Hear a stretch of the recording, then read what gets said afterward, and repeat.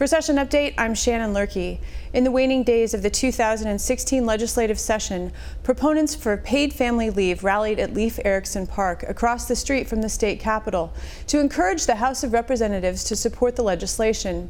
On Tuesday, May 17th, Governor Mark Dayton, Lieutenant Governor Tina Smith, Senate Majority Leader Tom Bach, and other DFL senators and representatives spoke to a crowd of labor, faith, and advocacy groups in support of legislation that would create a program to provide partial wage replacement under qualifying circumstances.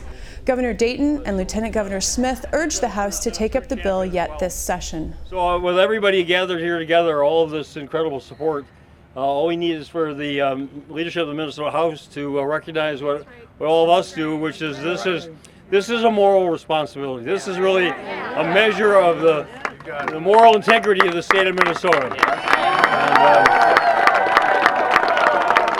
Well, in addition to all of the incredible leadership that you see gathered before you today, political leadership and faith leadership and labor leadership, I want to thank the moms and dads and brothers and sisters and nieces and nephews that every single day in Minnesota figure out how to take care of their loved ones, because that is just what we do. That is what we do. The thing is, we make it so hard sometimes, and it does not need to be that hard. We see examples of how this can be done all across the country and all across the world, and Minnesota is good enough to figure out how to make sure that moms and dads and mothers and fathers and sisters and brothers don't have to choose between their paycheck and taking care of their loved ones. The paid family leave bill passed the Senate by a vote of 37 to 30, while the status of the House companion bill is unclear. House co-sponsor Representative Peggy Flanagan provided her personal perspective. This last summer, I was in my community, and I was coming out of a meeting, and I saw a guy up on a ladder painting a window. And all of a sudden I heard a baby cry. And so, especially for those of you who are moms, you hear a baby cry and there's this thing instantly. You're like, where's it coming from? And I turned around and I watched this guy get off of a ladder and go up to a minivan that had both doors open. And there was an infant in the back seat that he picked up and calmed down and then put back in the car seat. And this infant was probably about 3 weeks old. And I said, hey, and he got a little afraid, and I was like, you're not in trouble, just what's going on? And he said that his wife had to go back to work the day after giving birth. And as someone who benefited from an employer, they gave me 12 weeks of paid leave, and I knew how important that time was to bond with my child and just to figure out how to be a mom.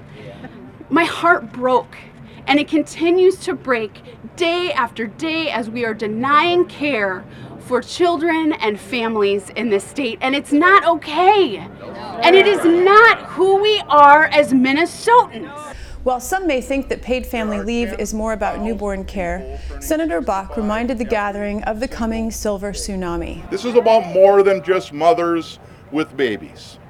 10,000 people every day turn 65, and it's going to be that way for the next 20 years. There is going to be tremendous stress on families to care for this baby boom generation of aging parents. And they're going to have the kind of workplaces that allow them to be able to do that. The paid family leave bill is an insurance program funded by equal contributions from both employers and employees, and would provide up to 12 weeks of partial wages to care for a newborn child or an ill family member. Several supporters offered their personal, business, religious, and philosophical perspectives. Currently, I am caring for an ailing mother who is in a long-term care facility and in hospice, and it's becoming more and more aware to me that my life could significantly change in the drop of a hat. I have 2 adult children who are both working, but there's no guarantee that if a tragedy or, an illness occurred in my family, that my kids could take care of me the way that I'm taking care of my mother. As a small business person, I'm really interested in this particular legislation because it makes it more affordable for small business people to be able to provide this benefit for their employees. We have paid family leave in our office now, but this would add to that and make it work better. So I'm really in favor of the insurance component of this for small businesses. And it's not, the small businesses employ so many people at the lower income levels that it's really important that small businesses participate in this. And so that's the insurance part of it is the thing that I'm most excited about this.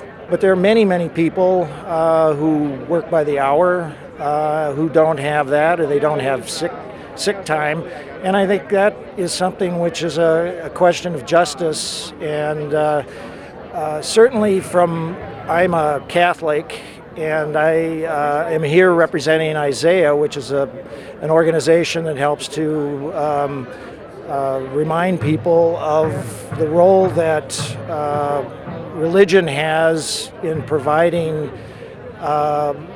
that belief in the common good, that we're all children of God, and that we deserve to be treated with certain fundamental support, and that everyone has a right to time off to care for a family member or a child. The 2016 legislative session ends soon. If the bill finds enough support in the House of Representatives, the governor has said he will sign it. If it doesn't, DFL leaders have indicated that paid family leave will be a priority in the 2017 legislative session.